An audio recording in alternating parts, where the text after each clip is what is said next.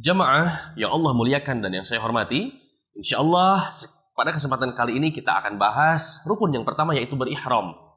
Kita harus bisa membedakan dulu berihram dan menggunakan pakaian ihram. Kita dibolehkan menggunakan pakaian ihram di Hotel Madinah misalkan, atau kita memakai pakaian ihram dari Indonesia. Tafadhol, dibolehkan. Hanya saja ketika berihramnya harus dalam keadaan di miqat yang Rasulullah SAW tentukan. Maka Rasulullah SAW memberikan ketentuan di dalam miqat. Beberapa tempat yang dijadikan miqat Rasulullah SAW, maka diabadikan di dalam hadis yang diriwayatkan oleh Ibnu Abbas. Anna Nabiya SAW waqata li ahli Madinah Zulhulaifah. Bahwasanya Rasulullah SAW bermiqat bagi orang yang datang dari Madinah di Zulhulaifah atau terkenal dengan Bir Ali. Wali ahli Syam Juhfah. Bagi orang yang datang dari Syam di daerah Juhfah. Wali ahli Najd Qarnal Manazil. Bagi orang yang datang dari Najd maka di Qarnul Manazil. Wali ahli Yaman Yalamlam. Dan bagi orang yang datang dari arah Yaman di Yulamlam.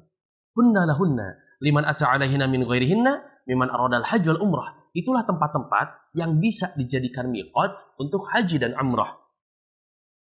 Kemudian bagi siapa saja, bagi mereka orang sana atau bagi orang luar yang datang kemudian melewati daerah-daerah itu.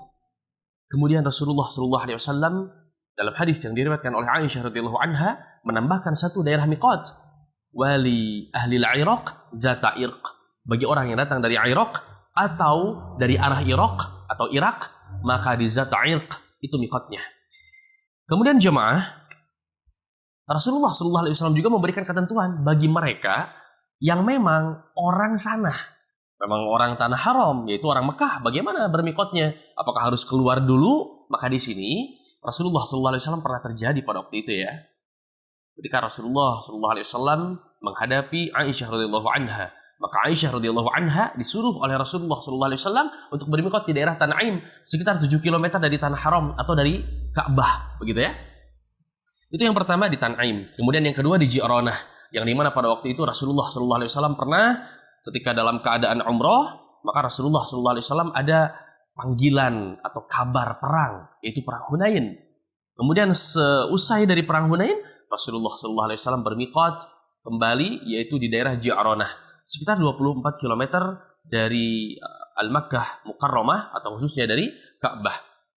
Kemudian yang ketiga dari Hudaybiyah, boleh juga di Hudaybiyah karena itu tanah haram, atau sebagian dari sebagian tanah Arafah, yaitu dari Jabal Rahmah ke sana itu sebetulnya sudah tanah halal, bukan tanah haram lagi. Kemudian di Jeddah, tafadhol silakan, yang pastinya keluar dari tanah haram itu dibolehkan untuk miqat bagi orang yang tinggal di Mekah. Alhamdulillah jemaah, itulah tadi tempat-tempat yang bisa dipakai miqat.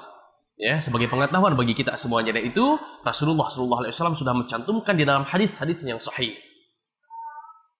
Jamaah yang Allah muliakan dan yang saya hormati, maka setelah kita tahu tempat-tempat miqat, sekarang kita akan berihram.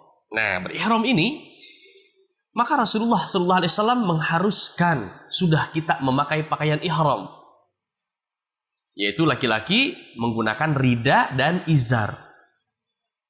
Tidak menggunakan lagi kain yang lain, bahkan penutup kepala pun tidak dipakai. Baik. Dan untuk perempuan, asal menutup jilbabnya sesuai dengan syar'i, itulah yang memang diperintahkan oleh Rasulullah SAW. Kemudian, setelah kita menggunakan pakaian ihram, maka kita pun disunahkan untuk sholat tahiyatul masjid. Yaitu sunnah tahiyatul masjid, tidak ada sholat ihram khusus.